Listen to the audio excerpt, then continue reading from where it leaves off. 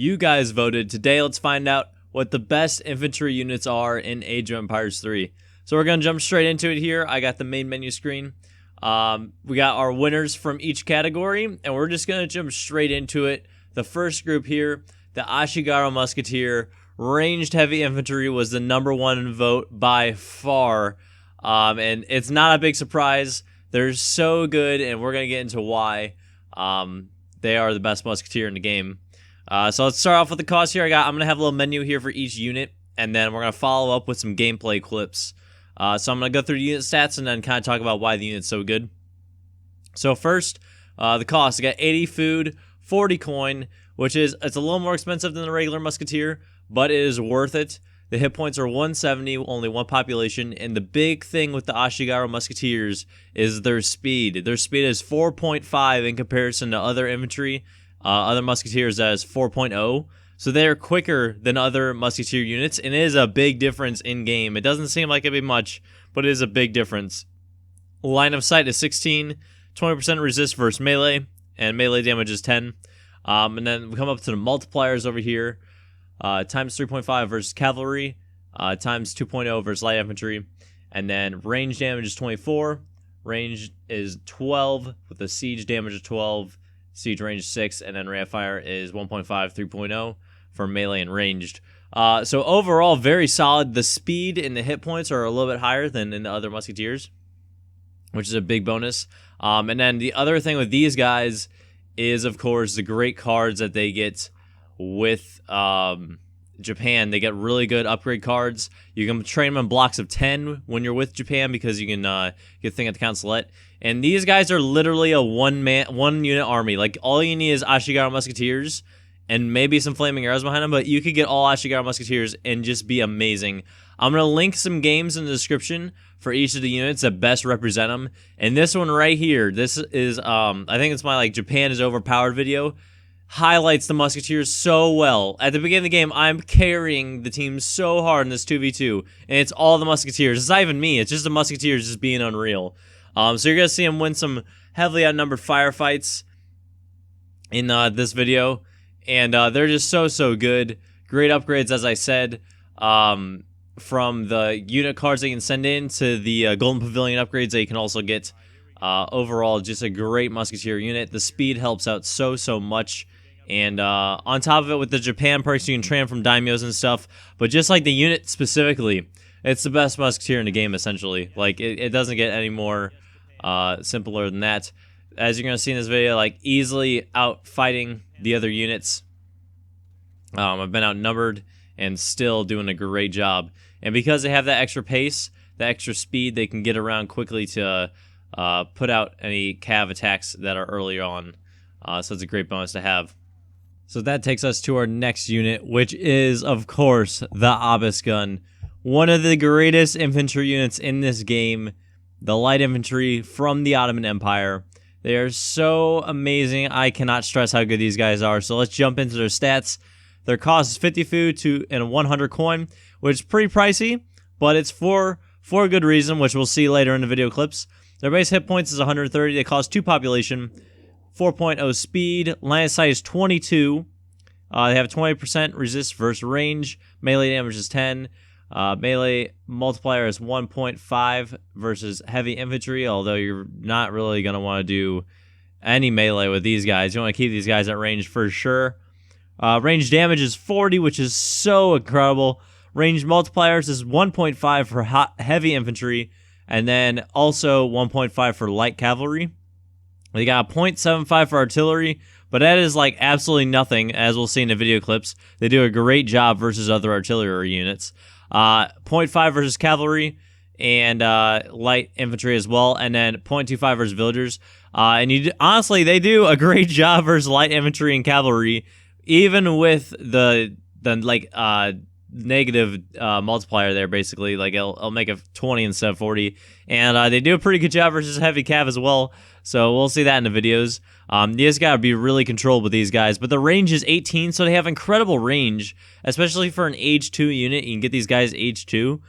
Siege damage is 15, and rate of fire is, of course, similar to the Musketeer, and basically all the other units in this video. I don't really know why I put that stat up when it's super similar. But let's look at this gameplay clips. Guys, obelisk guns are some of the best units in this game. Hands down.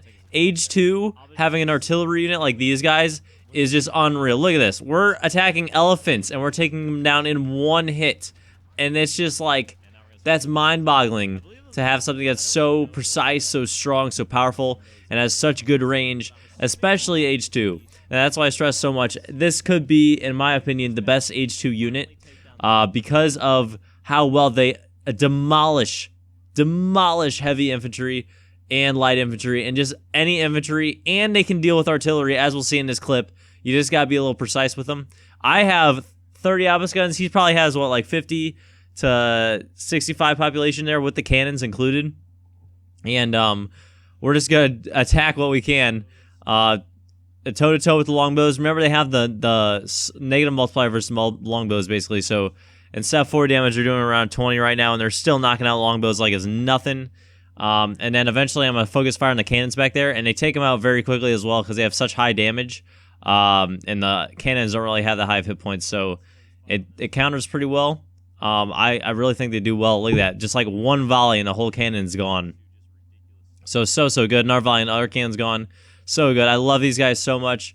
One of my favorite units in this game. And as you guys have seen with my wall strategy video, which I'll also link below, it's just amazing to use with these guys. So I'm going to link a few different gameplay clips that highlight the obelisk guns and their ability. I'll probably use this game right here.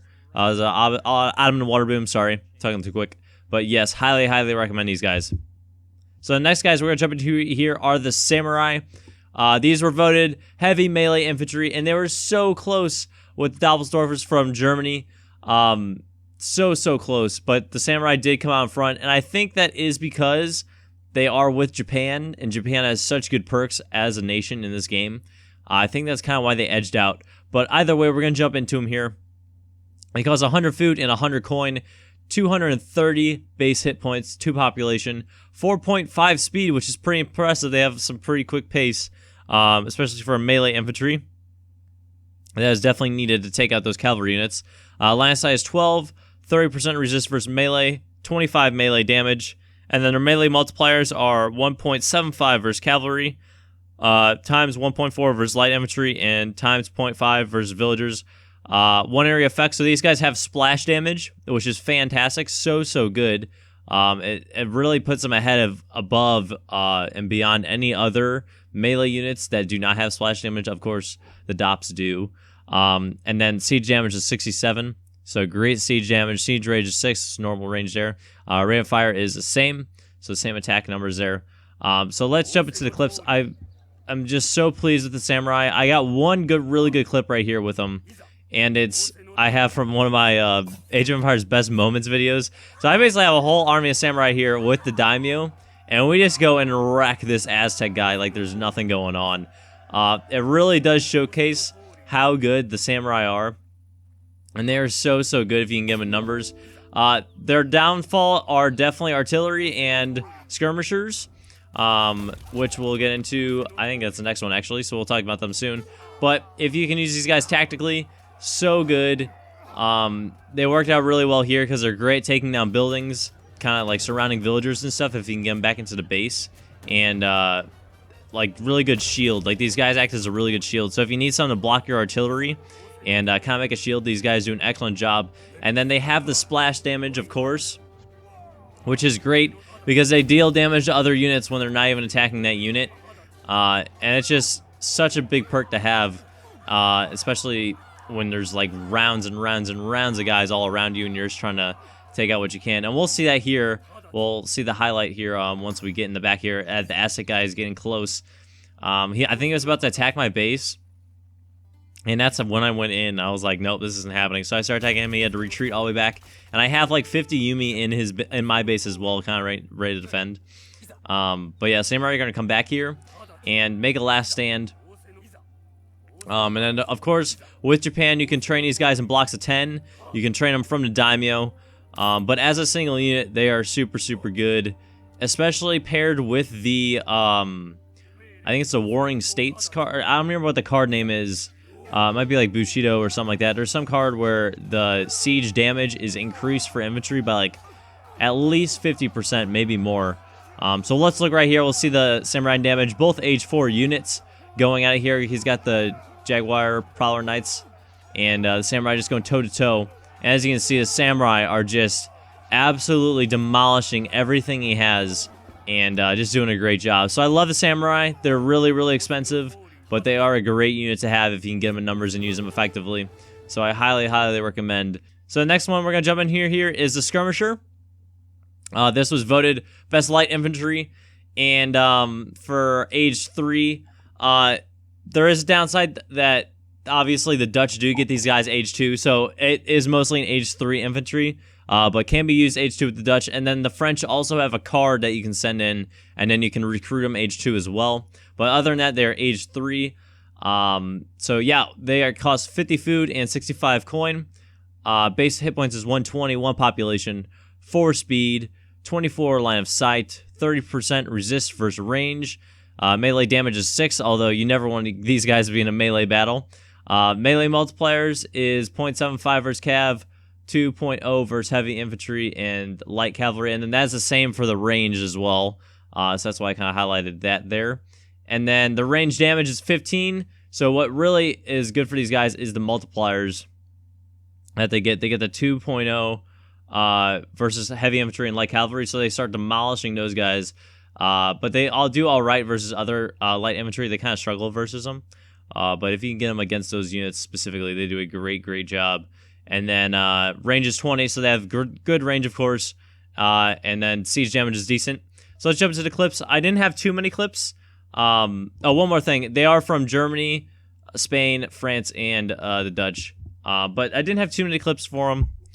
This is one of the older ones I had, because normally when you use Skirmishers, you want to pair them up with another unit that complements them very well. So your Skirmishers are going to take out any light cavalry, so like any ranged cavalry basically, and any heavy infantry. So basically you want to have units that protect the Skirmishers. You want to have an anti-cav, and this clip is a terrible example of that because I have absolutely no anti-cav, but this one's better. We pair them up with the Routers from the Netherlands, and they do a fantastic job. If you're Germany, you can use the War Wagons, which also do a great job, and those guys are good because they also do good versus artillery, which is something you need to be careful of when using the Skirmishers as well. So the Skirmishers are more of a support unit. They're not really the main focus of your army like a Musketeer can be. These guys are more the support unit, but once complemented and you get a really good pair going, then you can really start to demolish cities, as you can see here, just knocking out any opposition. But great unit to have. I'm not surprised that they got the vote. Just super solid, and if you're Dutch, they're super good as well. So the last one here is the Longbow. So this was the bonus unit that you guys voted for. So basically, after I had all those 4 categories voted for, I picked the next highest voted one, and it was the Longbow. Came in very close second in this category against the Obus gun. Very close second. And I love the Longbow. I'm so happy this unit won because I love these guys. One of my favorite units in this game. They cost 60 food, 40 wood, and they have 95 hit points, 1 population, 24 line of sight, 30% range, resistance, 11 melee damage, and then their range multipliers is the same as their melee multipliers here. They got 2.0 versus light infantry, 0.8 versus cavalry, and a 1.3 versus heavy infantry. So some pretty decent multipliers there. But age 2 is when these guys really excel, as we'll get in there. But they have 22 range age 2, and then later, once you can get sent into Yeoman shipment, age 3, they can get 26 range, which is a great, great card to get, because that makes them have the second longest range from any infantry other than the Arrow Knights. So these guys are so great to have. I love these guys so much. Siege damage is 10, and we're going to jump into some gameplay clips here. So basically with these guys, you just want to spam up as many as you can and just protect them any way possible. So in this video, which I will highlight in the description, and I'll probably put a note card on top right, I'm doing my turtle with the British, and I'm just camping with the longbows, getting this housing boom going. He has to come at me because he knows that once my housing boom is ready, I'm going to explode onto the map. And he tried to come around with cavalry, but he couldn't do anything because they're light cavalry, and the bows have a good multiplier versus them. So they knock out any light cavalry age 2 super easy. So steppy riders, which could be a problem, and what are the Cossacks from Russia? They deal with them very, very well. So basically, age 2, the only things you gotta worry about are obelisk guns and any heavy cavalry like hussars or something of that nature. But these guys beat every other thing toe to toe. As you'll see here, he's got a bunch of X-bows. He's got cavalry all around, and you just let your bows go to work. You just let them shoot, and they'll get the job done. Obviously, pair them up with some pikes because they are from Britain, and he even has some artillery there, which we are going to snipe because the bows have such good range. They can deal with artillery at times. It is difficult, especially if you don't have the yeoman shipment in, and it's age 3, but it can be done. They do have great range. And the only really big downside to these guys is that they have to stand and fire. You can't hit and run with them. They have to do their bow animation to shoot, which is a big downside. I know a lot of people dislike that, but still, I feel like they're such a great unit to have in this game. I'm glad they got the miscellaneous spot in our voting. And yeah, especially with the British boom, they complement them so well. Here's a great clip as well. This is one of my best games I've played. I have 49 longbows, right? Look at all those infantry. And watch what we're going to do with these longbows. We're just going to tactically put them around this town center. Force him to come to us. Because we're defending, we're booming. We're having a great time, and he's trying to rush us. So what I'm doing is I'm just sitting back and letting him have to come to me. And when that happens, the bows just fire away. And any infantry that comes in sight are going to get demolished. They're not going to do as well versus other light infantry. But any musketeers, any light cavalry like that is just going to get wrecked easily. So I just love these guys so much. I highly recommend them. Give them a shot and just see how good they can be if they fit your playstyle. Some people, they don't fit. I'm more of a defensive person, and they do very well defensively, especially behind walls and paired up with pikes and such. But yeah, I would definitely use them. So I'll link this video in the description as well. We'll get all that in there. And this is basically going to wrap up this episode. So what I want you guys to do is click on the next poll that I got linked. We are going to do the cavalry units. So we went through all the infantry. These are the best infantry that are in the game, according to you guys. And now we're going to see what cavalry is. So thank you guys for voting. Thank you guys for watching. And one more thing before you go, if you haven't checked yet, check out my fundraiser that I'm doing, trying to get a new computer. If you guys could spare a couple bucks, it'd be great. Someone said in the comments, I believe it was last week, if everyone just put $1 in, we would be there by now, which would be crazy if everyone could do that. But it's up to you. Super thankful that you guys are watching my videos, and I hope I'm doing a great job. Give me some feedback on what you guys think, and I will see you guys in the next video.